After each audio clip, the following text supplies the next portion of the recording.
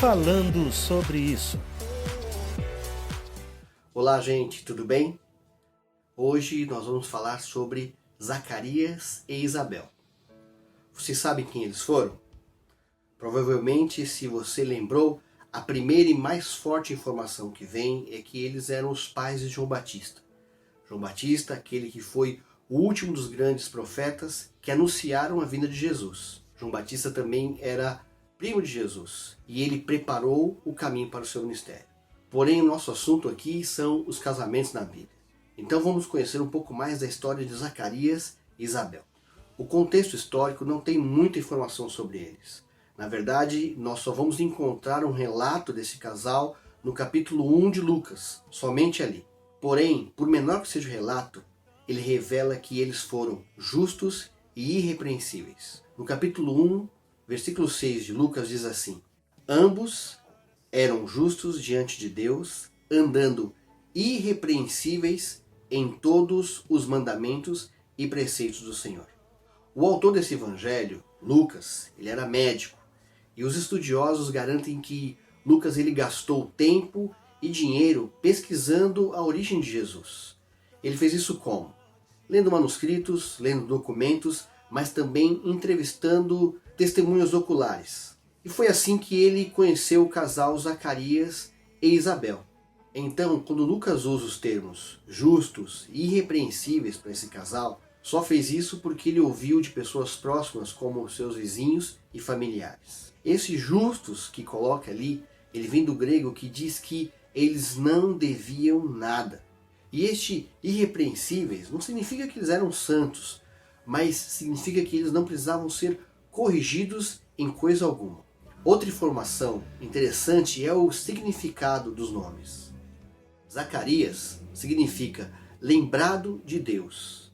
E Isabel, meu Deus prometeu. Outra informação importante é que ambos serviam a Deus. Zacarias, ele era sacerdote. E Isabel também era da linhagem sacerdotal. Ela servia a sua comunidade com um grupo de mulheres conhecidas como as filhas de Arão. Então este era um casal temente, fiel, que servia a Deus. Eles eram justos e viviam de forma irrepreensível. Porém eles tinham um grande problema. Eles não podiam gerar filhos. Diante da cultura da época, esta não era uma casa completa. Faltava algo para eles. E para piorar ainda, os dois tinham uma idade avançada. Com certeza, Zacarias ele era mal visto entre os outros sacerdotes. E ainda mais Isabel sofria. Por ser mulher, nesta época, ela era tida como amaldiçoada por não gerar filhos. Porém, mesmo vivendo este dilema, o casal Zacarias e Isabel nos deixa um exemplo de fé, serviço e devoção a Deus, independente do que eles passavam. Então eu quero te perguntar, como conviver quando aparentemente Deus está demorando? Como manter a esperança quando não há motivo para tê-la? Porque justamente Zacarias e Isabel viveram isso. E nós também hoje vivemos um tempo de imediatismo. Nós somos a geração da banda larga. Tudo chega muito rápido nas nossas mãos.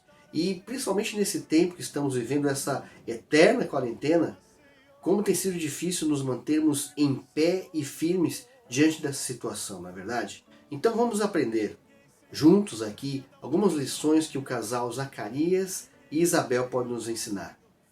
Primeira lição: vale a pena obedecer. Logo no início ali de Lucas 1,6, essas qualidades se destacam. Diz, eles eram justos e obedeciam. Obedecer já é bom, mas diz que eles obedeciam de forma irrepreensível. Ou seja, eles não abriam espaço para o erro, nem para a correção.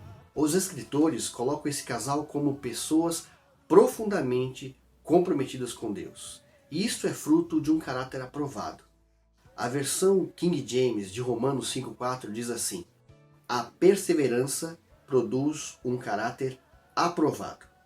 E o caráter aprovado produz confiança. Zacarias e Isabel, eles conquistaram essas qualidades. Eles literalmente lutaram para que as pessoas os vissem dessa forma. E nós, como temos feito? O que escreveriam sobre nós? o que escreveriam sobre os nossos casamentos? E por último, você pode dizer que tem sido uma esposa ou um esposo justo e irrepreensível? Existe uma frase que diz assim: o caráter é obra de uma vida inteira. Com certeza, não foi do dia para a noite que Zacarias e Isabel conseguiram ser justos e irrepreensíveis aos olhos dos outros, mas eles lutaram independente daquilo que eles estavam passando. Segunda lição é: vale a pena servir. Zacarias e Isabel, eles eram da tribo de Levi, a tribo que foi separada para o serviço a Deus. Então eles estavam juntos no cumprimento da missão. E o interessante é que Zacarias foi visitado pelo anjo justamente quando ele estava servindo na casa de Deus. Eu quero destacar algumas informações interessantes. Naquele tempo, entre sacerdotes e levitas que serviam na casa de Deus, eram aproximadamente 24.000 pessoas. E eles realmente eram sorteados para realizar alguns serviços específicos dentro do templo. Era um privilégio raro. Em algumas situações, um sacerdote serviria dentro do templo uma vez apenas durante toda a sua vida. E Zacarias, com 60 anos, talvez pensasse: será que um dia vai chegar a minha vez? Será que um dia eu teria o privilégio de servir dentro do templo? Mas mesmo assim, Zacarias continuava a servir. Quero que você entenda uma coisa: Deus, ele se revela para aqueles que o servem e o buscam. Em Tiago 4,8 diz assim: chegai-vos a mim, e eu me achegarei a vós. Também em Atos 13, versículo 2, diz: enquanto eles ministravam perante o Senhor, ou seja, na casa de Deus. Esse é o relato quando Paulo e Barnabé foram separados para servir ao Senhor. Então, se você quer mais da graça de Deus, se você quer mais do favor de Deus, sirvam. Lição número 3, vale a pena confiar. Assim que o anjo apareceu para Zacarias, ele disse: a tua oração foi ouvida. Isso é lindo, né? Deus sabe de todas as coisas e conhece as nossas orações. Em Tiago 5,16 fala: a oração feita por um justo pode muito em seus efeitos. Ou seja, a oração que um justo faz, ela produz resultado. Quando um justo ora, algo acontece. Amém? E abrindo parênteses aqui, Deus, ele não apenas nos responde, mas Deus, ele é especialista em nos surpreender. Eu digo isso porque eu vivi isso com a minha esposa. Eu e a Selma não podíamos ter filhos, orávamos para Deus nos dar um filho, e quando Deus nos deu o nosso Samuel, ele foi muito além daquilo que nós pedimos. Isso, em Efésios 3,20 diz que aquele que é capaz de fazer infinitamente mais de tudo que nós pedimos ou pensamos. Zacarias e Isabel com certeza pediam um filho, mas Deus foi além. Deus lhes deu um filho, mas Deus também lhes deu um profeta. É interessante que do versículo 14 ao 17 de Lucas 1, o anjo destaca todas as qualidades e a missão que o filho deles teria. Seria João Batista, e João significa agraciado por Deus. E depois o próprio Jesus, no Evangelho de João, capítulo 7, versículo 28, diz assim a respeito de João Batista: eu digo que entre os que nasceram de mulher não há ninguém maior do que João.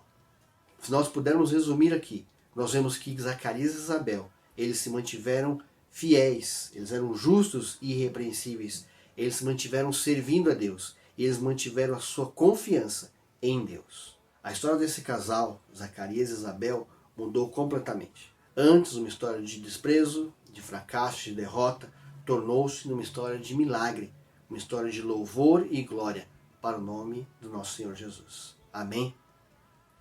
Que Deus abençoe você, a sua casa e até a próxima.